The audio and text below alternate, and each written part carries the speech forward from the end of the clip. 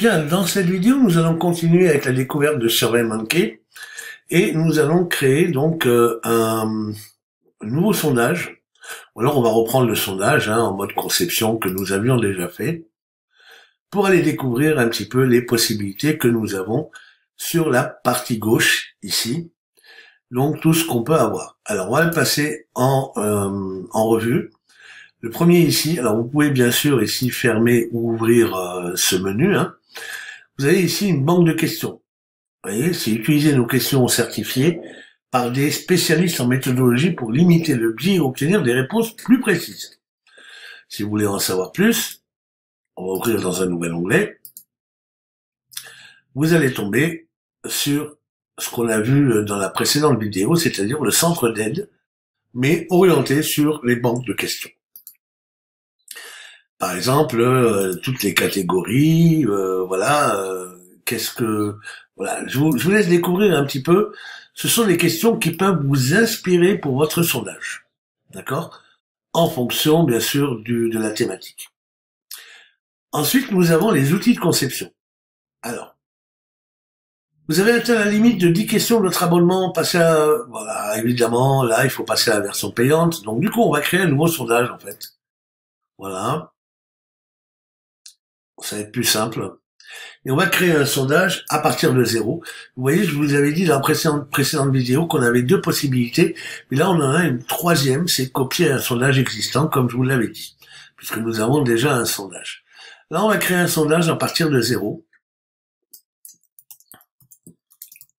Ou alors, retour produit BBB, par exemple. Catégorie de sondage, toujours satisfaction client. Voilà. Mes questions sont déjà rédigées, ben non. Une question à la fois ou classique. Bon, une question à la fois, on va créer le sondage. Voilà. Donc là, on va pas trop s'intéresser aux questions. Par exemple, recommanderiez-vous le produit BBB? Ça, c'est la question. Et ensuite, vous devez choisir pour la question quel type de réponse vous attendez. Alors, vous pouvez avoir du choix multiple. Le choix multiple, ce sont ce qu'on appelle les boutons radio. C'est pas vraiment un choix multiple parce que c'est un choix unique en réalité. Parce que si vous cliquez sur une réponse, vous ne pourrez pas cliquer sur la deuxième. Mais par contre, le fait de cliquer sur une réponse vous amène automatiquement à la question suivante. Si vous voulez des réponses multiples vraiment, les cases à cocher, vous allez devoir choisir ici cases à cocher. Voilà, et là vous pouvez mettre plusieurs réponses programmées, que vous programmez, et là effectivement la personne pourra cocher plusieurs cases, et dès qu'elle aura coché la première case, le bouton OK apparaîtra pour passer à la question suivante. Mais vous voyez qu'il y a plusieurs choses, notamment la matrice d'échelle que nous avions vue dans notre précédente vidéo. Alors c'est la matrice, non, c'est le curseur de défilement.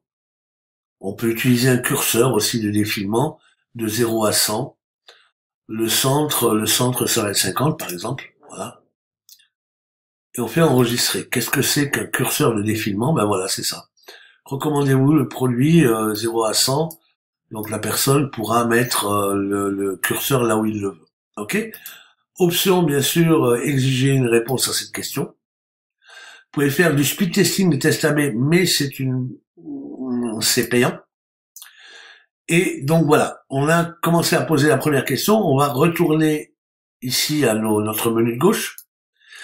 Et là, donc, on a ici l'outil de conception avec les différentes réponses possibles qu'on a vu, qu'on voit ici, d'accord? Ça, c'est donc pour les outils de conception. Vous avez à chaque fois, le texte, plusieurs zones de texte, le date et heure.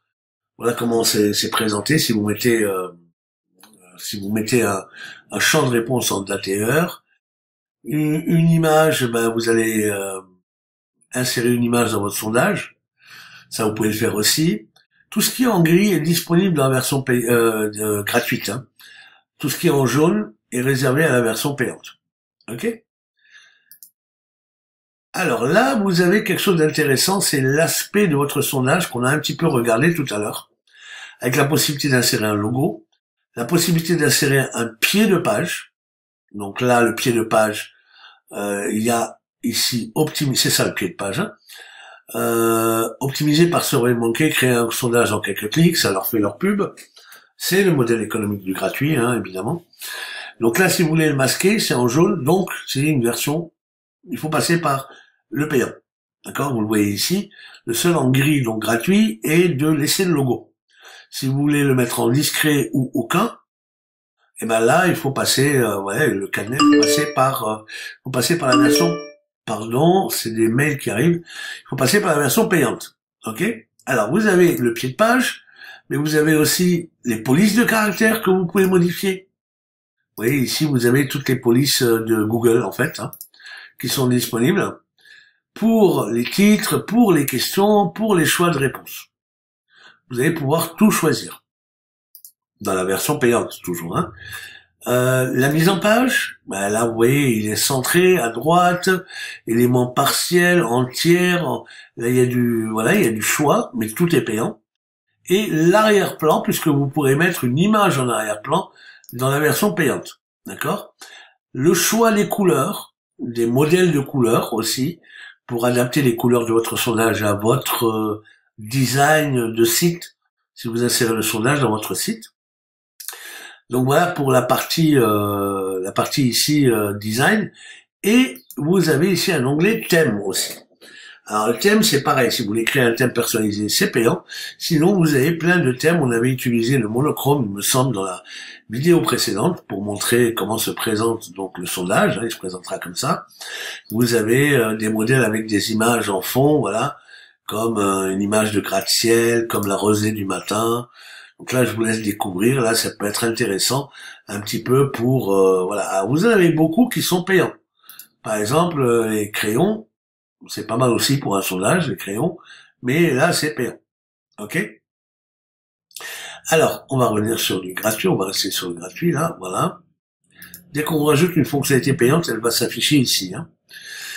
Alors ensuite, après l'aspect, vous avez ici les branchements conditionnels. Alors ça, c'est entièrement dans la version, comment dire, payante. Alors, qu'est-ce que les branchements conditionnels? Eh bien, vous voyez ici, on a le titre de la page.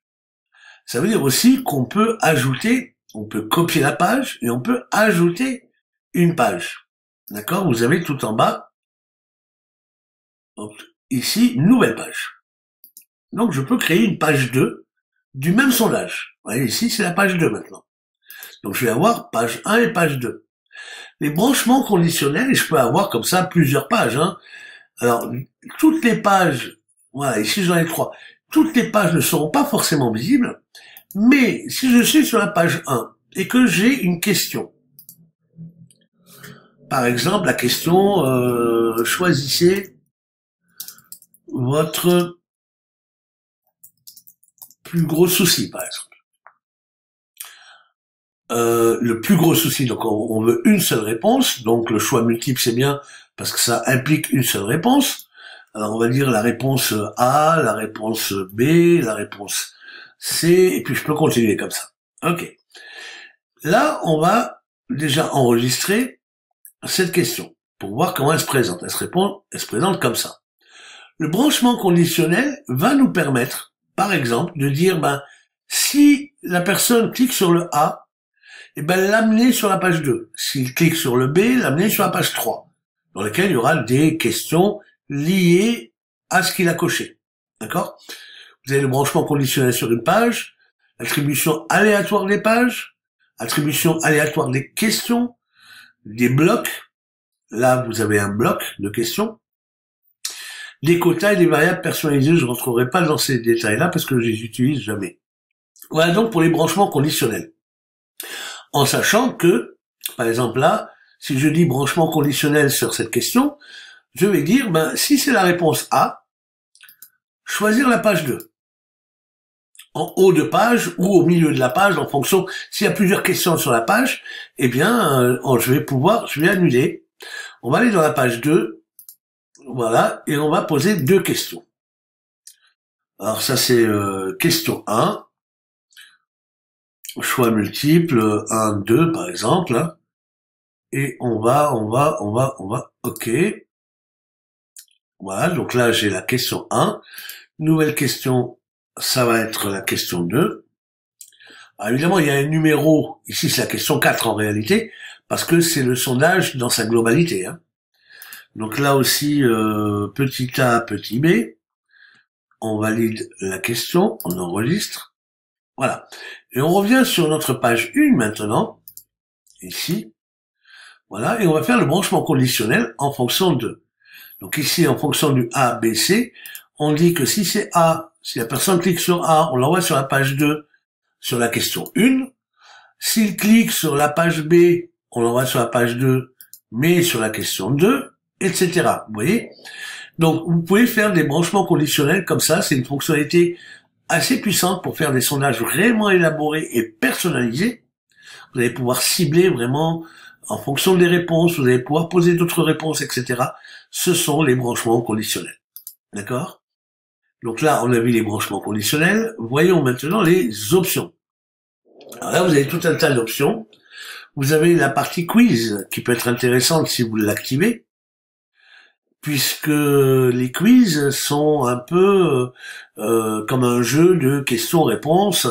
Et si les bonnes réponses sont affichées, on gagne des points, sinon on perd des points.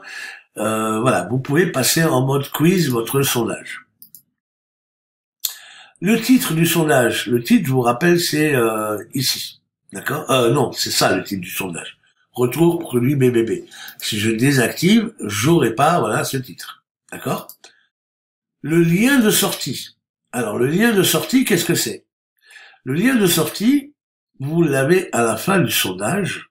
Le lien de sortie permet de sortir du sondage avant la fin. En réalité, d'accord? La barre de progression, elle est activée. D'accord?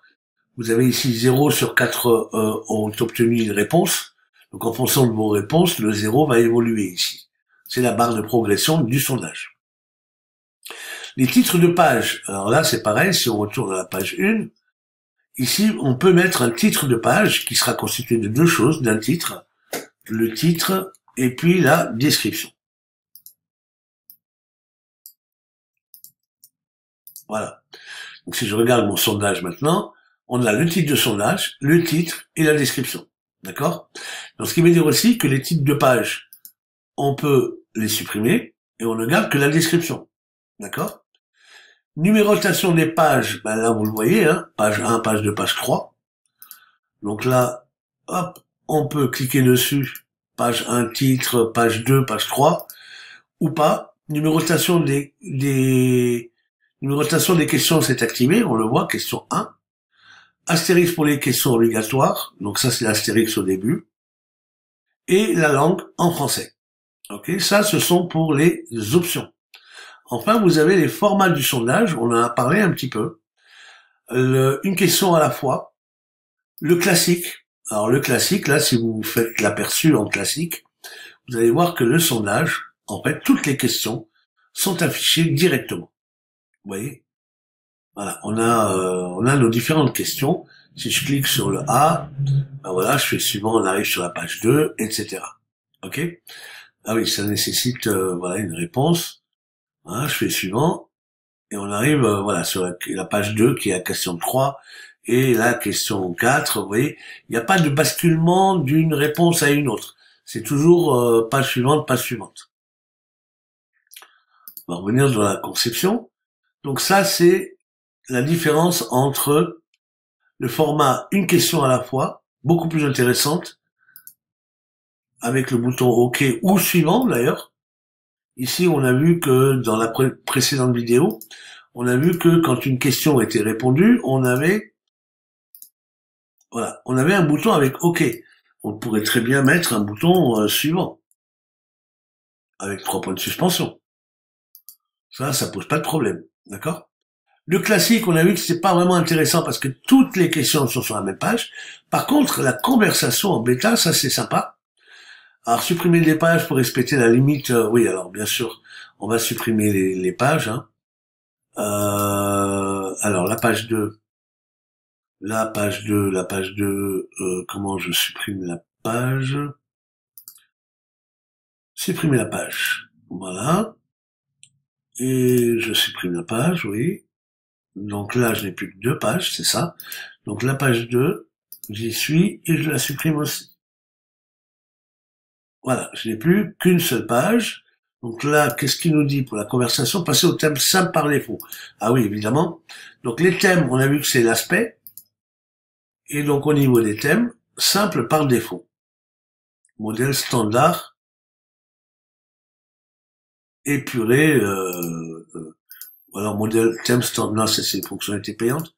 On va passer sur l'épuré. Voilà. Donc l'épuré, si on revient dans le format du sondage en conversation, supprimer la question de type curseur défilement. Ah oui, d'accord. Ok, donc on va aller sur cette question-là. On va la supprimer. Voilà. Et là, on peut passer en conversation bêta. La conversation bêta, c'est intéressant. Alors là, il y a une fonctionnalité payante qui vous permet de mettre votre image d'avatar de celui qui pose la question. Un exemple, ça peut être, par exemple, ma petite photo. C'est comme si c'était dans Messenger un chat quoi qui vous permet de présenter votre comment dire votre sondage sous forme d'un chat. Si on regarde l'aperçu, ouais, vous voyez l'avatar ici, mais attention avatar version payante. Choisissez votre plus gros souci, A, B ou C, d'accord? Et sur un smartphone, c'est pareil. Si on clique sur A, ben voilà, hop, merci pour le temps que vous nous avez accordé. Cliquez sur terminer pour envoyer vos réponses. Et là, hop, terminé. C'est la fin de l'aperçu, nouvel aperçu, collecter les réponses. Donc, vous voyez que là, au niveau du sondage, ça peut être sympa d'utiliser le mode conversation. C'est encore en bêta test, hein, mais je l'ai utilisé et franchement, c'est sympa. Surtout qu'il y a la petite attente comme quoi vous êtes en train d'écrire la suite. Ça peut être sympa. Là, on n'a qu'une seule question, mais si on duplique la question, copier la question, alors on aura 2 questions. Si on regarde en mode conversation, si on regarde l'aperçu maintenant, vous allez voir comment ça se passe. On a vu sur le smartphone, on va voir sur ordinateur.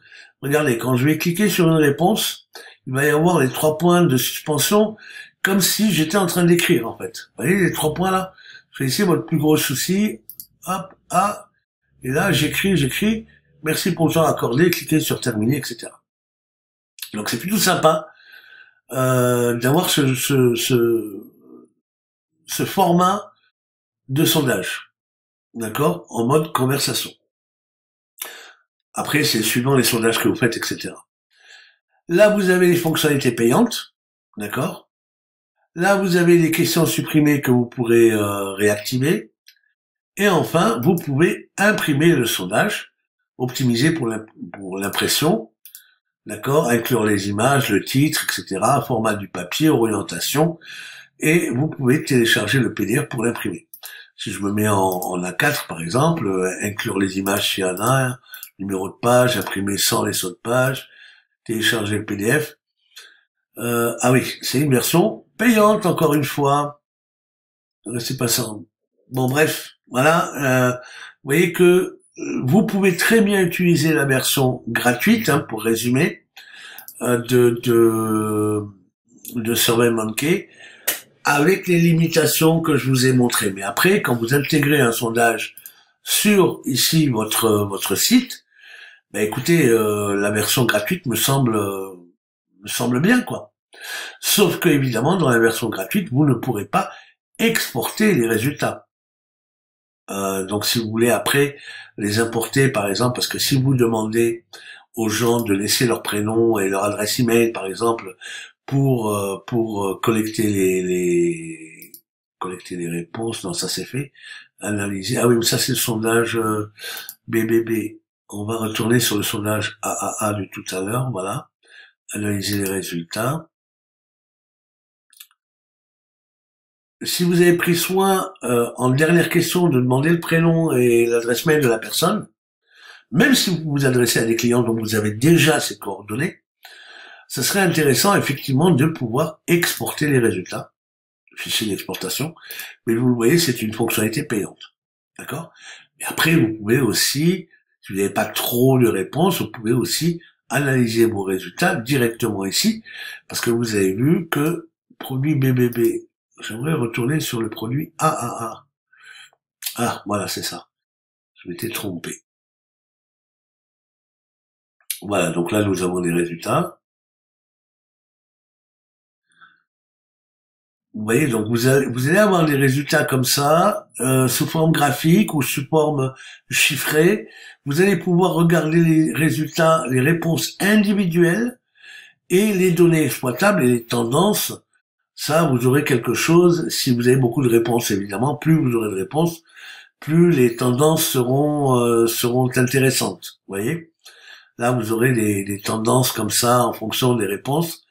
Avec des histogrammes plus ou moins grands, etc. Donc, il est possible d'analyser les résultats d'un sondage directement dans SurveyMonkey sans avoir à extraire les données, puisqu'on reste dans un système gratuit.